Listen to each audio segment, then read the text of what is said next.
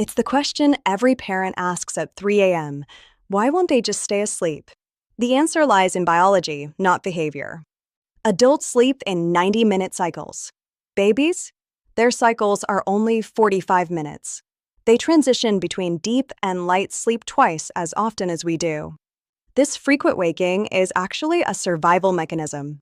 In the wild, a baby who slept too deeply might not wake up if they were cold or hungry.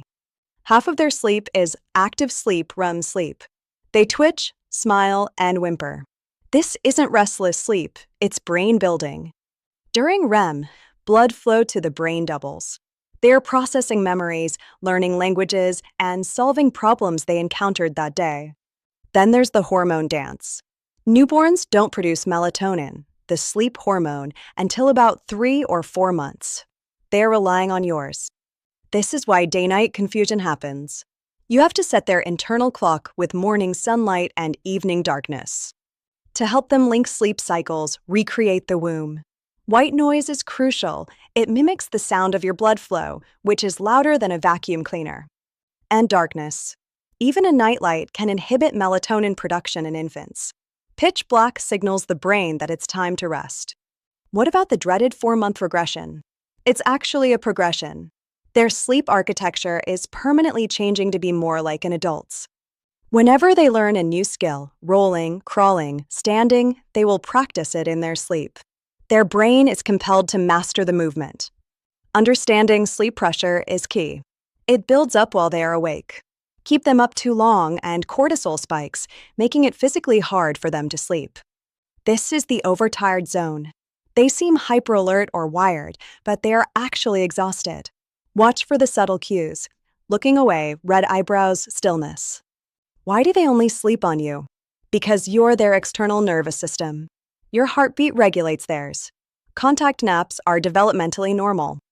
A bedtime routine isn't just nice, it's a Pavlovian trigger. Bath, book, bed.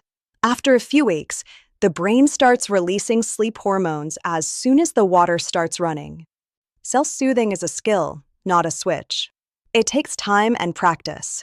Giving them space to fuss for a minute allows them to try finding their own comfort. Always remember safe sleep guidelines, alone on their back in a crib.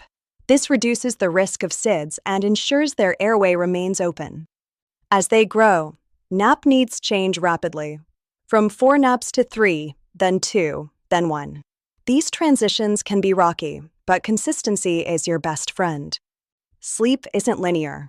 It's 2 steps forward, 1 step back. Teething, illness, travel, it all disrupts the pattern. And that is okay. And don't forget yourself. Sleep deprivation is torture. Nap when you can, ask for help, and know that you are doing a great job. So if you're exhausted, remember, this phase is temporary, but the brain development happening right now lasts a lifetime. You will sleep again. We promise. Want more science-backed parenting tips? Subscribe and hit the bell so you never miss a video. To the untrained eye, it looks like they're just playing. But look closer. This is a scientist running an experiment. Play is the laboratory of childhood. It's how they learn physics, engineering, sociology, and emotional regulation. And it evolves as they grow. It starts with solitary play. They're exploring the world and their own bodies. Every shake of a rattle teaches cause and effect. Then comes parallel play. They play near others, but not with them.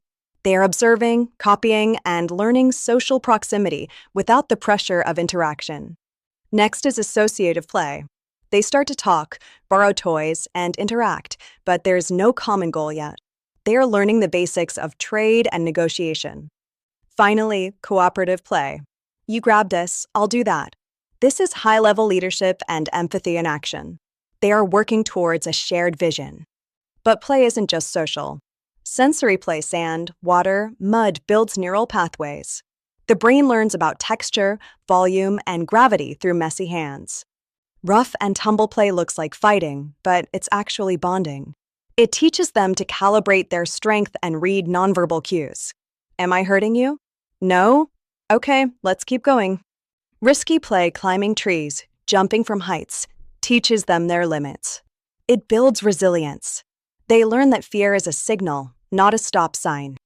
Neuroscientists have found that play stimulates the prefrontal cortex, the CEO of the brain. It boosts executive function and impulse control more than any worksheet ever could. Imaginative play allows them to try on different lives. Today a doctor, tomorrow a dragon. This flexibility fuels creativity and problem solving.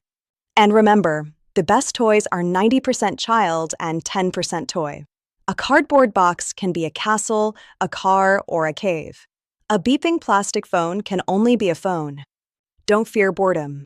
Boredom is the birthplace of creativity. When you don't entertain them, they are forced to invent their own fun. Screens are passive. Play is active. One consumes content, the other creates it.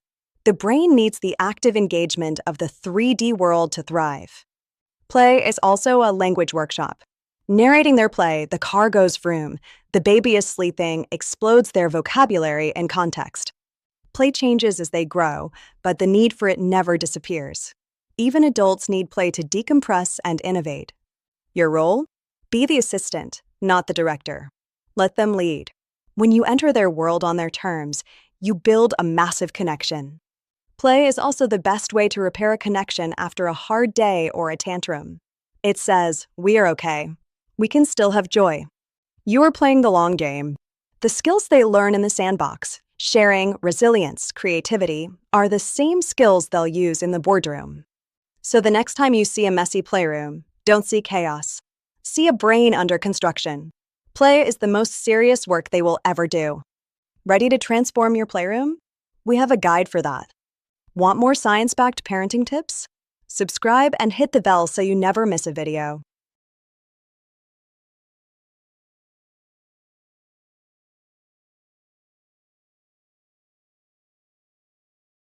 It's the moment every parent dreads. The screaming, the kicking, the staring eyes of strangers. You feel judged, but your child isn't being bad. They are drowning. This is a limbic hijack. Their amygdala, the brain's threat detection center, has pulled the fire alarm. To them, not getting that cookie feels like a life or death emergency. We have an upstairs brain for logic and a downstairs brain for emotion. In a tantrum, the staircase is broken. The upstairs brain has literally left the building. This is why asking, "Why are you crying?" never works. You are trying to use logic with a brain that is currently purely instinctual and survival-based. So what do? You hack their mirror neurons. Humans are wired to mimic the emotional state of their caregivers. If you panic, they panic more. You have to be the anchor in their storm. By slowing your own breathing and lowering your voice, you physically lend them your calm nervous system. This is co-regulation. Dr. Jill Bolt Taylor discovered that the chemical surge of an emotion only lasts 90 seconds. If you can ride that wave without fueling it, it will pass. But first, check your basics. HLT. Is the child hungry, angry, lonely, or tired? A tantrum caused by low blood sugar needs a snack, not a lecture. The golden rule is, connect before you correct. You must validate the feeling before you can address the behavior. I know you're mad. It's okay to be mad. Toddlers crave control. Instead of no, try the yes sandwich. Yes, we can go to the park as soon as we put on shoes. Give them choices to reduce friction. Forget timeouts. Sending a distressed child away confirms their fear that their big feelings are too scary for you. Try a time in sitting with them until the storm breaks. If they hit or bite, hold the boundary firmly. I won't let you hit me. Hitting hurts. You are keeping everyone safe, which actually calms them down. After the meltdown, there is often a moment of vulnerability. They might cry softly or ask for a hug. This is the reconnection phase. Don't skip it. This is when you talk. Wow, that was a big feeling. You really wanted the toy. You are helping them build the language to describe their internal world. Many tantrums are actually cries for connection. Filling their emotional cup with 10 minutes of intense, focused play a day can reduce meltdowns significantly. Also, consider sensory overload. Too much noise, light, or activity can short-circuit a toddler's brain. Sometimes they just need quiet. Remember, The goal isn't just to stop the crying. It's to build a brain that can handle stress. Every time you co-regulate, you're building that infrastructure. And give yourself grace. You will lose your cool. You're human. Repairing with your child after you yell models how to say sorry. That's a lesson too. The mantra to remember is, they aren't giving you a hard time. They're having a hard time. Shift your perspective, and the empathy follows.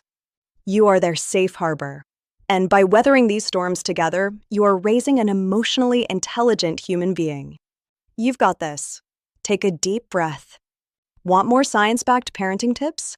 Subscribe and hit the bell so you never miss a video. Why does a seam in a sock cause a meltdown? Why does the hum of the fridge make them scream? It's not behavior. It's biology. We all know the 5 senses: sight, sound, smell, taste, touch. But did you know there are actually 8? And the hidden 3 are the most important for regulation. First is the vestibular system, located in the inner ear. It tells us where our head is in space. It's why rocking a baby calms them down and why some kids spin for hours. Second is proprioception. This is body awareness, knowing where your limbs are without looking. It's why some kids love to crash, jump, and hug tight. They need to feel their edges. Third is interoception. This is the sense of what's happening inside the body: hunger, thirst, the need for the bathroom, and even the feeling of a racing heart. Now let's talk about the classics. Tactile defensiveness. To a sensitive child, a clothing tag feels like a spider biting their neck. It sends a danger signal to the brain. Auditory processing is another big one. The background hum of lights or distant traffic can be as loud and distracting as a siren to a sensory kid. Oral sensory needs show up as chewing on shirts or pencils. The jaw provides organizing input to the brain. It's calming, not destructive. Sensory processing disorder is like a neurological traffic jam. The brain receives the signals, but it misinterprets them. A light touch feels like a punch. When the system is overloaded, the brain enters fight, flight, or freeze. This isn't a tantrum, it's a panic attack. They're trying to survive. Kids generally fall into 2 camps: seekers and avoiders. Seekers need more input to feel calm. They crash and spin. Avoiders need less. They hide and cover ears. The solution? A sensory diet. Just like we need food fuel, our brains need sensory fuel. It's a personalized plan of activities to keep them regulated. Heavy work is the magic pill. Pushing, pulling, lifting. Proprioceptive input releases calming chemicals in the brain, helping both seekers and avoiders. Check your environment. Can you dim the lights? Use soft fabrics? Create a quiet corner where they can retreat when the world gets too loud. Transitions are hard because they require shifting sensory states. Going from the playground to the car is a massive sensory jolt. Give warnings and use visual timers. You are their external nervous system. If you stay calm and grounded, they can borrow your regulation. If you escalate, the storm gets worse. Visual clutter is noise for the eyes. Organizing toys into bins and reducing visual chaos can instantly lower a child's stress levels. We want to find the just right challenge. Not too boring, understimulating, not too chaotic, overstimulating. The Goldilocks zone of engagement. Every nervous system is unique. What calms one child might irritate another. Be a detective. Observe what triggers them and what soothes them. And advocate for them. He's not being difficult, he's overwhelmed. Teaching them to say, "It's too loud," instead of screaming is a life skill. When you see the behavior as a sensory need, you stop punishing the child and start supporting the brain. Connection is the cure. Understanding their senses changes everything. Want more science-backed parenting tips? Subscribe and hit the bell so you never miss a video.